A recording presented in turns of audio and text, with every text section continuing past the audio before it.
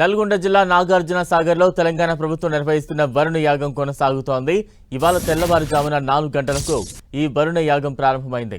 మంత్రులు ఉత్తమ్ కుమార్ రెడ్డి, కొండా సురేఖ ఈ యాగాన్ని ప్రారంభించారు. ఎలినో ప్రభావంతో రాష్ట్రంలో వర్షాలు సరిగా కురవడం లేదు. రైతులు వర్షాల కోసం ఎదురు చూడాల్సి వస్తోంది. దీంతో రాష్ట్రంలో ఎలినో ప్రభావం తగ్గి భారీగా వర్షాలు కురవాలని కాంగ్రెస్ సర్కార్ వరుణ యాగం నిర్వహిస్తోంది. సాగర్ విజయ్ విహార్ టూరిజం గెస్ట్ హౌస్లో యాగం నిర్వహిస్తున్నారు. యాదగిరిగుట్ట శ్రీ లక్ష్మీ నరసింహస్వామి ఆలయానికి చెందిన అర్చకులు, వేద పండితుల ఆధ్వర్యంలో 108 మంది ఋత్వికులతో 11 హోమగుండాలతో ఈ వరుణ యాగం నిర్వహిస్తున్నారు. కృష్ణా, గోదావరి పరివాహక ప్రాంతాల్లో సమృద్ధిగా వర్షాలు కురవాలనే సంకల్పంతో ఈ యాగం నిర్వహిస్తున్నారు. నాగార్జున సాగర్లో నిర్వహించే వరుణ యాగంలో రేవంత్ రెడ్డి పాల్గొనున్నారు. మధ్యాహ్నం 3 గంటలకు పూర్ణాహుతి కార్యక్రమానికి ముఖ్యమంత్రి హాజరు కానున్నారు. మధ్యాహ్నం 2 గంటలకు హైదరాబాద్ నుంచి హెలికాప్టర్లో సీఎం బయలుదేరనున్నారు. 2:45 నాగార్జున సాగర్ హిల్ కాలనీలోని బీసీ రెసిడెన్షియల్ స్కూల్కు సీఎం చేరుకునున్నారు. అక్కడి నుంచి Vijay Vihar tourism guest house ప్రాంగణంలో జరిగే యాగం వద్దకు రేవంత్ రెడ్డి చేరుకునున్నారు. యాగం ముగిసిన అనంతరం 4 గంటలకు హైదరాబాద్కు ముఖ్యమంత్రి బయలుదేరనున్నారు.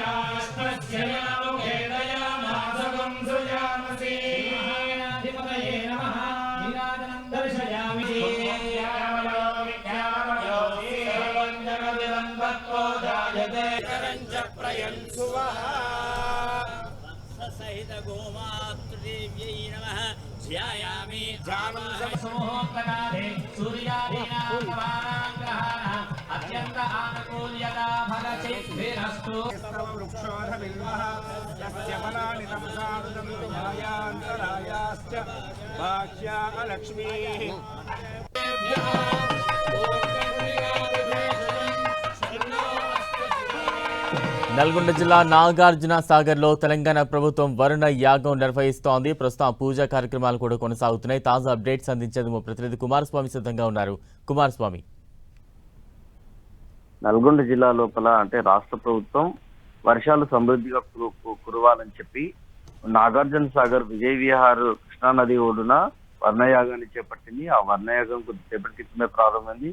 వర్ణయాగాన్ని రాష్ట్ర పౌర సరఫరాల శాఖ మంత్రిగా ఉన్నటువంటి ఉత్తమ్ కుమార్ రెడ్డి, అదేవిధంగా ఎమ్మెల్యే ఉత్తమ్ పద్మావతి దంపతులు కొద్దిసేపటి క్రితమే ప్రారంభించారు. రాష్ట్ర ప్రభుత్వం తరఫున రాష్ట్ర దేవాదాయ శాఖ కమిషనర్ గా ఉన్నటువంటి హనుమంతరావు, అదేవిధంగా జిల్లా collector Chandrashekar, Yadagirigutta EO Bhavani Shankar, deputy EO, దేవాదాయ శాఖ అధికారులంతా కూడా ఈ కార్యక్రమంలో పాల్గొన్నారు.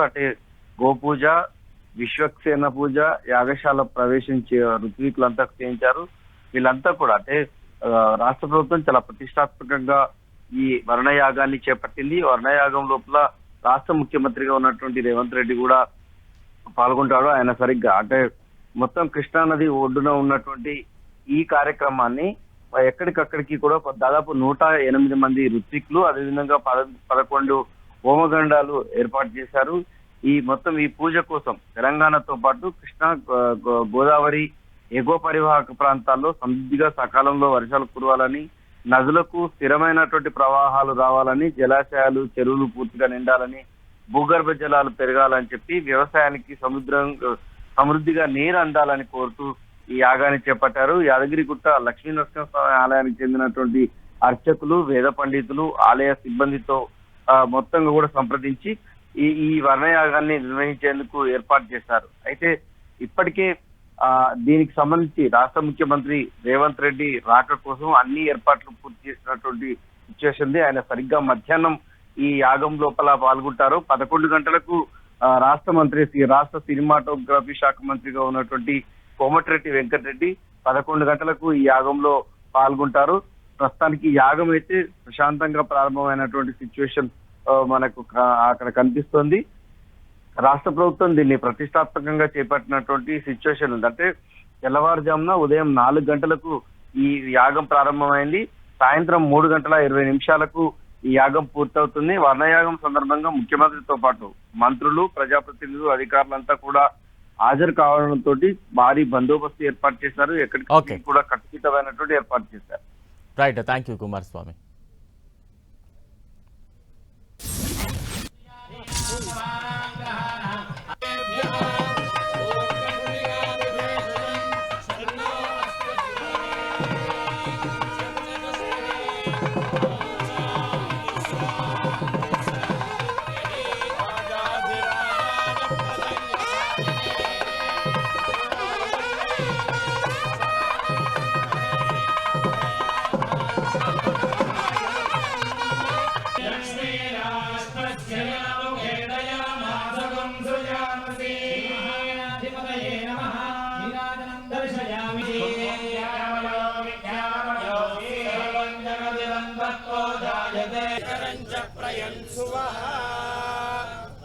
सहित गोमातृदेव्यै नमः ध्यायामि जानम समूहोत्तकाले सूर्यादीनां नवानां ग्रहाणां अत्यन्त आनुकूल्यता फलसिद्धिरस्तु वृक्षोधबिल्वः यस्य फलानि तपसारुतं ध्यायान्तरायाश्च बाह्या लक्ष्मीः